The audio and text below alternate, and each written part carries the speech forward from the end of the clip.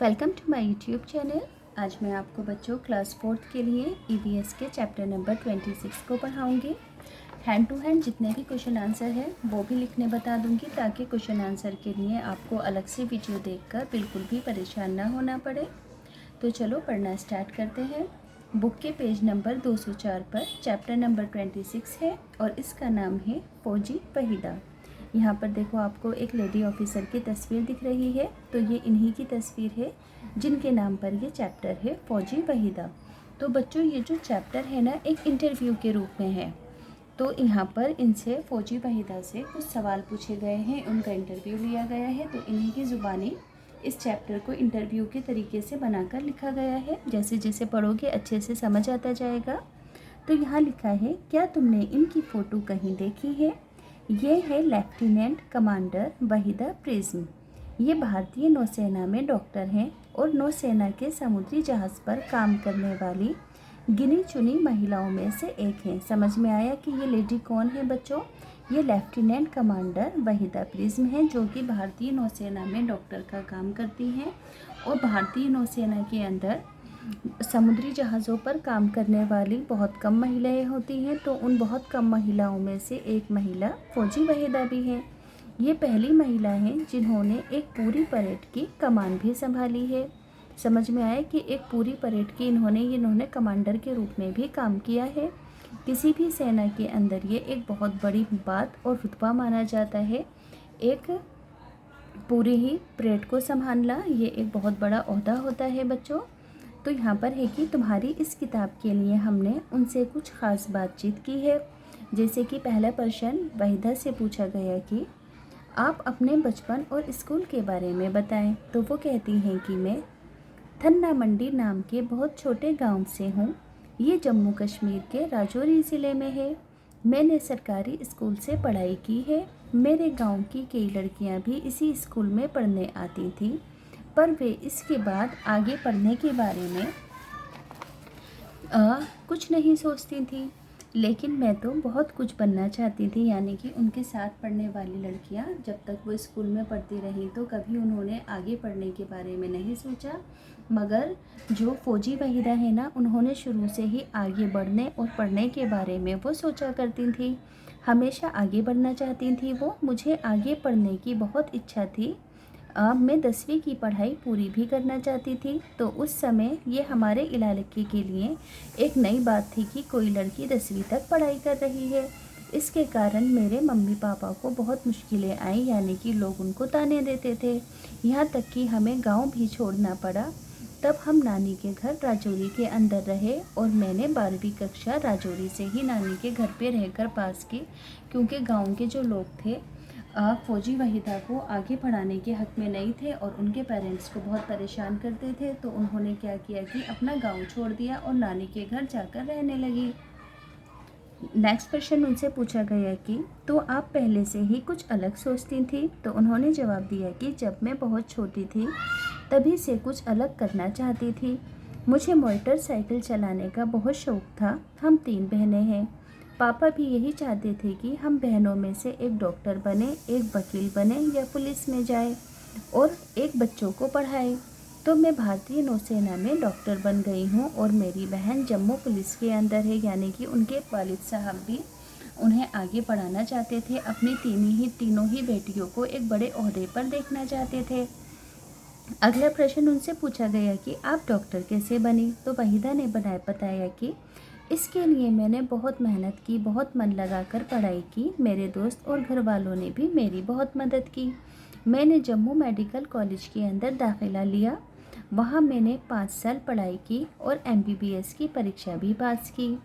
अगला क्वेश्चन है कि आप सेना में कैसे आई? आपके घर वालों ने आपको रोका नहीं? तो वो फौजी वहीदा कहती हैं कि अरे नहीं, उन्हें तो लगता था कि यही नौकरी मेरे लिए सबसे अच्छी है। जब मैं बहुत छोटी थी तब अपने गांव में फौजियों को देखती थी। मेरा मन करता था कि मैं भी उन्हीं की तरह बनूं। ये मेरे लिए एक बहुत ही बड़ा सपना था। स्कूल के समय में कैंपों में जाती थी, पहाड़ों पर चढ़ती थी और गर्ल गाइड भी थी। डॉक्टर बनने के बाद सेना में भर्ती होने के लिए मेरा एक इंटरव्यू भी हुआ था। जब वो डॉक्टर बनी थी तो सेना में दाखिल होने के लिए उनका एक इंटरव्यू हुआ था। उसमें मुझे चुन लिया गया और मेरी 6 महीने की ट्रेनिंग हुई थी सेना में जाने के लिए। अगला प्रश्न है कि अच्छा, तो आप नौसेना के अंदर क्यों आई?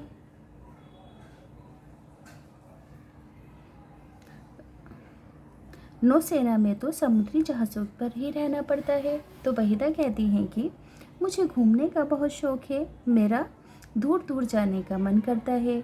मैं पहाड़ वाली जगहों पर पैदा हुई हूँ, अब मैं समुद्र में काम कर रही हूँ, तो मुझे बहुत अच्छा लगता है। यानी कि उनका ये शौक़ था दूर दूर जगहों पर रहकर घूमना, आना जाना। बहुत कम महिला अधिकारियों ने जहाज़ पर काम किया है, तो मैं भी उनमें से एक हूँ। मैंने नौसेना में महिलाएं जहाज़ पर नहीं जाती थी। जब मौका दिया गया तो मैंने ख़ुद को आगे बढ़ाकर अपना नाम लिख दिया। मैं तो पनडुब्बी में यानी कि सबमरीन में भी जाना चाहती हूँ, पानी के अंदर। मैं हर ऐसा काम करना चाहती हूँ जो लोग सोचते हैं कि महिलाएं नहीं कर सकती। अभी तो महिलाओं को पनडुब्बी में जाने नहीं दिया जाता, मगर जब भी मुझे मौका मिलेगा तो मैं ज़रूर जाऊँगी। आगे है कि अगला प्रश्न है कि तो आपकी डॉक्टरी की पढ़ाई का क्या हुआ? तो वहीदा कहती हैं कि मैं भारतीय नौसेना में डॉक्टर हूँ। नौसेना में काम करने वाले डॉक्टर और मरीजों को सिर्फ दवाई ही नहीं देते, वे तो दरअसल मेडिकल अधिकारी भी होते हैं। जहाज़ 3-4 महीने के लिए समुद्र में जाता है, तब मेरी जिम्मेदारी होती है कि सबकी तबीयत ठीक रहे। मैं जहाज़ पर मौजूद सभी अधिकारियों और नाविकों का चेकअप करती हूँ। इसके अलावा ये भी देखना होता है कि जहाज़ पर सफाई हो रही है, कहीं गंदगी नहीं हो या कहीं पर चूहे ना हो। गंदगी और चूहों से बीमारियां फैलती हैं। इसके अलावा मैं सबको इसकी तैयारी करवाती हूँ कि मेडिकल इमरजेंसी के अंदर हमें क्या करना चाहिए अगर कोई दुर्घटना हो जाए तो। अगला प्रश्न उनसे पूछा गया कि क्या जहाज़ पर अस्पताल होता है? तो वो कहती हैं कि नौसेना के हर जहाज़ पर फर्स्ट एड दी जाती है। जहाज़ पर एक डॉक्टर और 3 उसके सहायक भी होते हैं। ज़रूरी दवाइयाँ और कुछ मशीनें भी होती हैं। ये सब एक छोटे से कमरे के अंदर रखी जाती हैं।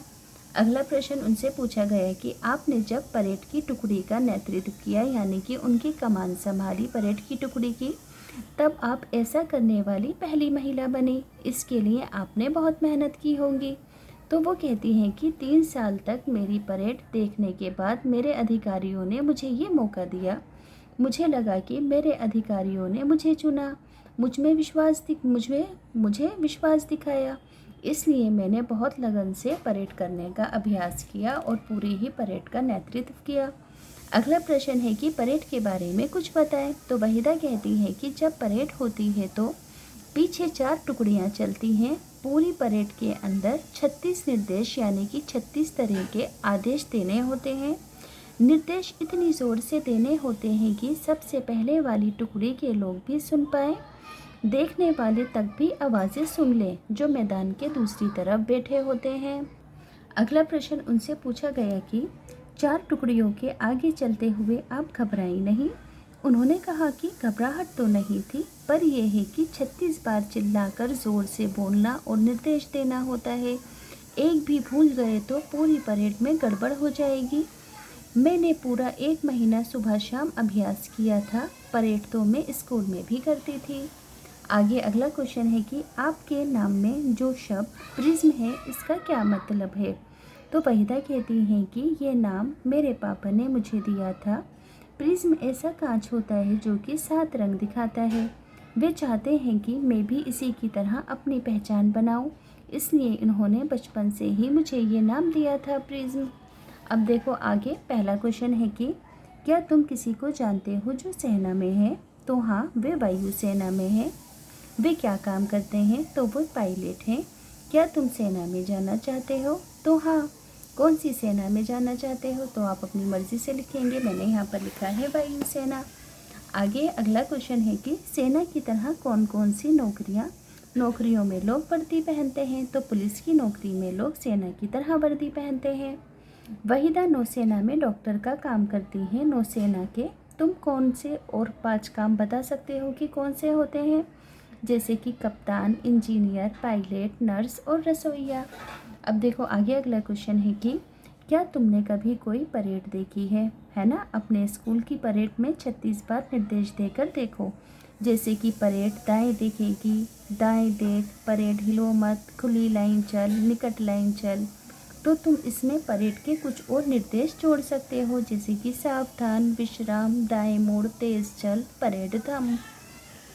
इसके अलावा बच्चों एक और क्वेश्चन है कि एक डॉक्टर से बातचीत करो, उनके काम के बारे में पता लगाओ। तो एक डॉक्टर बीमार व्यक्ति को देखता है तथा जांच करवाने के बाद बीमारी का पता लगाता है, फिर बीमारी ठीक करने की दवाइयाँ भी देता है। तो बच्चों स्क्रीनशॉट लेकर hand to hand question answer लिखते जाना। अब देखो अगला क्वेश्चन है कि क्या तुम ऐसी किसी महिला को जानते हो जिन्होंने बहुत अनोखा काम किया हो?